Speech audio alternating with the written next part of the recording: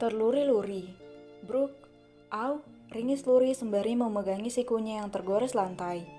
Pedo buru-buru meletakkan asal barang bawaannya saat mendengar suara ringis kesakitan dari gadis yang tidak sengaja ditabraknya. Dia kemudian berjongkok berniat membantunya untuk berdiri. Maaf, aku tadi sedang sibuk berkirim pesan dengan temanku makanya tidak melihat jalan. Ucap Pedo tak enak hati. Luri mendongak, dia tersenyum, yang mana senyum itu memperlihatkan dua lesung pipi di kedua sisi wajahnya. Oh my god, ini kan Luri, si gadis desa dengan 1000 pesona. Mimpi apa aku semalam pagi-pagi begini sudah bertemu dengan bidadari cantik?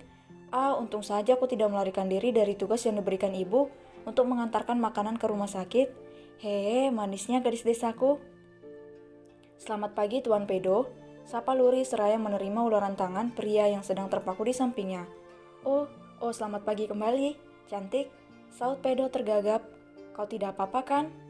Luri menggelengkan kepala setelah bangkit berdiri. Dia lalu menepuk celananya yang terkena debu di lantai. Kau mau kemana pagi-pagi begini, Tanya Pedo menelisik. Saya mau pulang ke rumah, Tuan. Kak Glenn tadi menelpon akan menjemputku di depan rumah sakit. Tubuh Pedo seperti melayang saat mendengar suara Luri yang begitu lembut. Ingin rasanya dia menjerat gadis ini di bawah gulungan selimut tebal, membungkam bibir mungilnya dengan belitan lidah kemudian mengajaknya mengarungi lautan lepas. Jiwa mesum Pedo jadi memberontak. Dia sudah terluri-luri oleh pesona sang gadis desa. Tuan Pedo sendiri mau kemana? Tanya Luri sambil menatap barang-barang yang tergeletak di lantai. Dia buru-buru mengambil barang tersebut lalu memberikannya pada pria yang sedang memandanginya sambil tersenyum aneh. Tuan Pedo, kau baik-baik saja? Kening Luri mengernyit, dia tidak paham kenapa pria ini selalu tersenyum aneh setiap kali mereka bertemu. Khawatir terjadi sesuatu, dengan cepat Luri mengguncang lengan Pedo hingga membuatnya terperanjat kaget.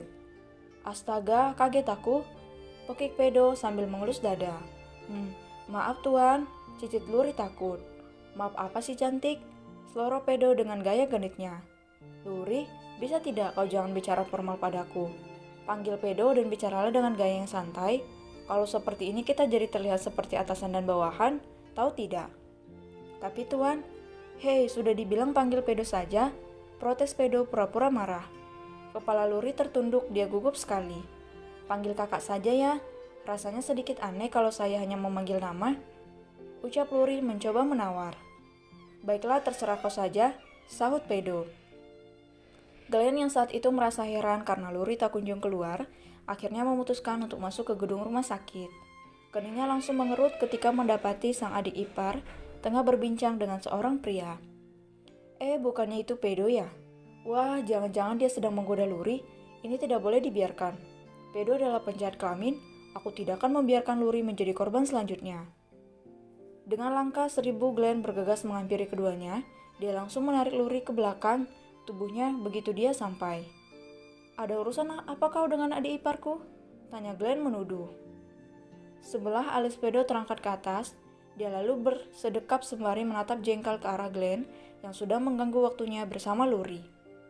Memangnya aku harus ada urusan dulu baru boleh mengobrol dengan Luri? Sahut Pedo sarkas. Dia masih muda dan polos. Tolong kau jangan menargetkannya sebagai pasangan one night stand-mu, Pedo. Meskipun kau adalah keponakan Nyonya Leona, aku tidak akan sungkan untuk memberi pelajaran kalau kau berani macam-macam pada adik iparku. Luri yang mendengar kata one night stand tampak mengernyitkan kening. Dia sedikit banyak sudah mempelajari bahasa asing, tapi merasa bingung untuk menempatkan kata tersebut. One night stand, satu malam berdiri, apanya yang berdiri ya? Astaga Glenn, aku ini bukan orang yang suka merusak masa depan gadis baik-baik seperti Luri ya. Memang benar aku sangat menggilai hubungan seperti itu, tapi bukan berarti korbannya adalah gadis polos seperti adik iparmu.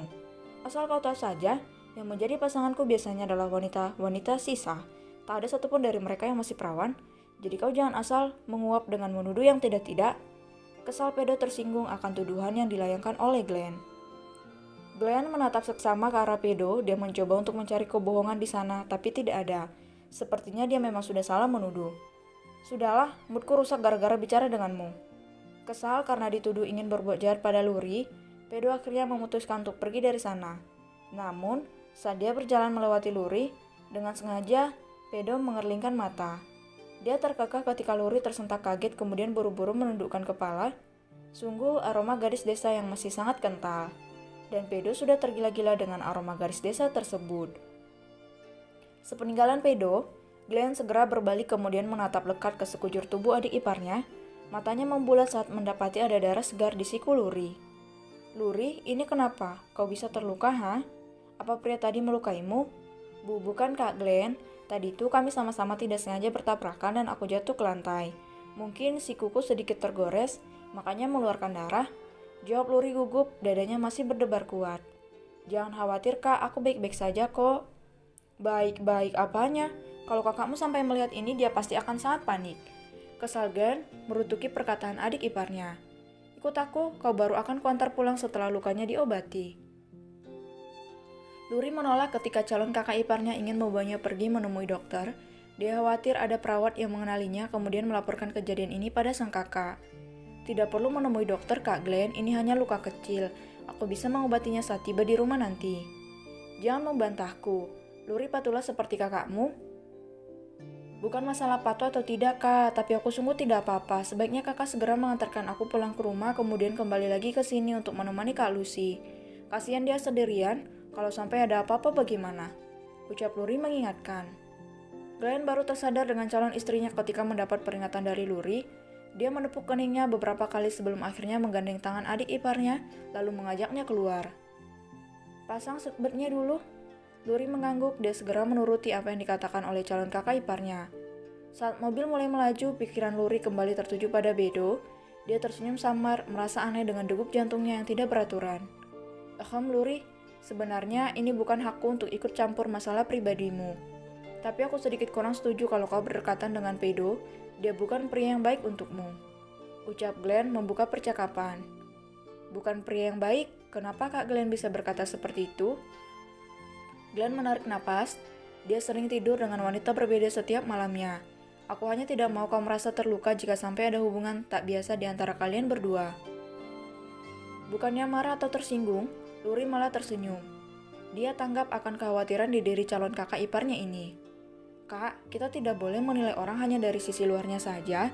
Setiap orang itu memiliki sisi baik dan juga sisi buruk masing-masing, sama seperti kita. Mungkin memang benar kalau Pedro adalah pria yang seperti itu, tapi itu bukan alasan untuk kita memandang rendah terhadapnya. Ini bukan tentang aku yang membelanya, tapi ini tentang seorang manusia yang tidak sempurna. Tidak baik memandang orang dengan sebelah mata, Kak. Kita bisa salah persepsi jika mempunyai pemikiran seperti itu." Ucapan Luri begitu menohok ulu hatinya Glenn. Dia lupa kalau dulunya dia juga memiliki masa lalu yang jauh lebih kelam dibandingkan Pedro.